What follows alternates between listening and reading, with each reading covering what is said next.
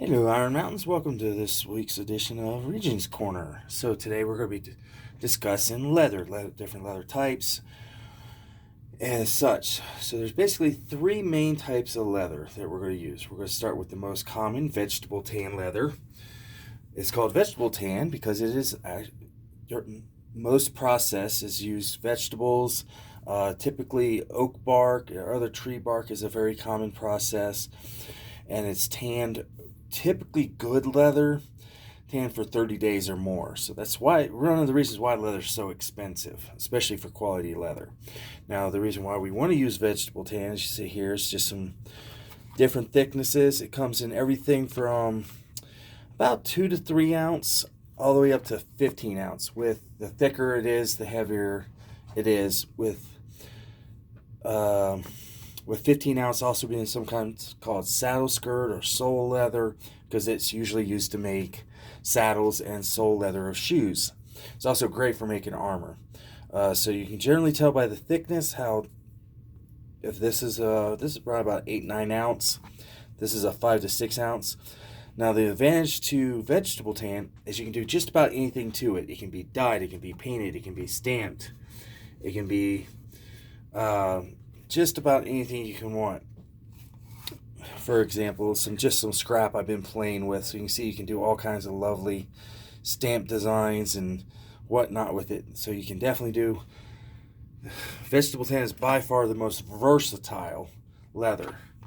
So next, the second most commonly piece of leather is called chrome tan, which I'll give you a couple pieces here. It's also referred to a lot of times as garment leather, because it's typically what you see make leather jackets and clothes and bags. For leatherwork, it's most commonly used as a liner for projects and tools, in bags and wallets and such not. We can make dice bags out of it. Go ahead and give you a preview of a dice bag. So that's the garment leather, chrome tan leather in there. It's chrome tan because this is use artificial chemicals, and it typically takes 3 to 7 days to tan, so it tends to be a bit run cheaper. Now, unlike vegetable tan, pretty much what you see is what you get. You cannot carve it, you can't stamp it, you can't re-dye it. It's dyed all the way through. But that being said, and it generally doesn't come much thicker than 2 to 3 ounce would be really thick leather for chrome tan. That being said, as you can see here, you can get some really nice colors and some really deep, rich colors depending on what you want to do with it. And definitely has a place in leatherwork. So you'll definitely see chrome tan.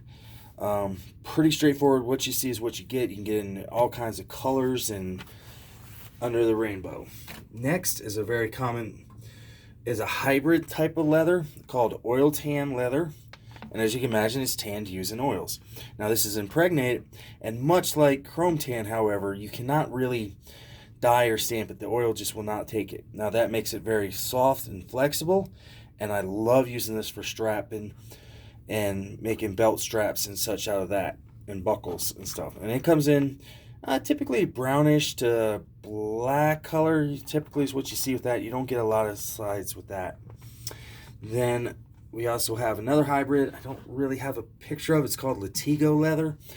It's absolutely fantastic for making heavy strapping material, and I use it a fair bit on my bigger belts. But it's also typically burgundy and black are the two colors that would come into, and we don't really use that for much else other than strapping. There's not much else you can do with that. So as we're discussing, this is going to be just a short video, and that's really about it for leather, the very basics of it. So when you hear people talk veg tan and such, this is what we're talking about. We're talking about tan like this and the stamping stuff. This is just a piece of scrap, which is fantastic for stamping, and we'll definitely get into stamping and material in another class. Since this is such a short video, I'll probably go ahead and post a second one.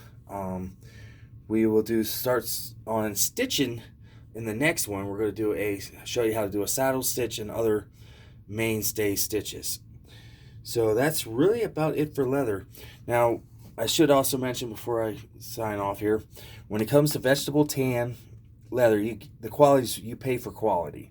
You can get economy leather. Also, the size of the leather, the bigger you can buy everything from a whole side, which is the entire cow, to half a side, which is literally half the cow, to a double shoulder, belly. So typically people ask, what size should I need? If you're just starting out and you're doing little stuff for vegetable tan, I think a shoulder would be plenty to start with. I don't really like a belly. Bellies are really long and skinny, and you don't really get to do much with that. But a shoulder is usually enough to do a lot of good starter projects. Now, like me, I do a lot of armoring, obviously, so I make a lot of armor, so I need bigger things. I prefer at least a side or a double shoulder of something. So basically, also with the cost of leather, the more leather you buy, the cheaper it is. It's sold by the square foot.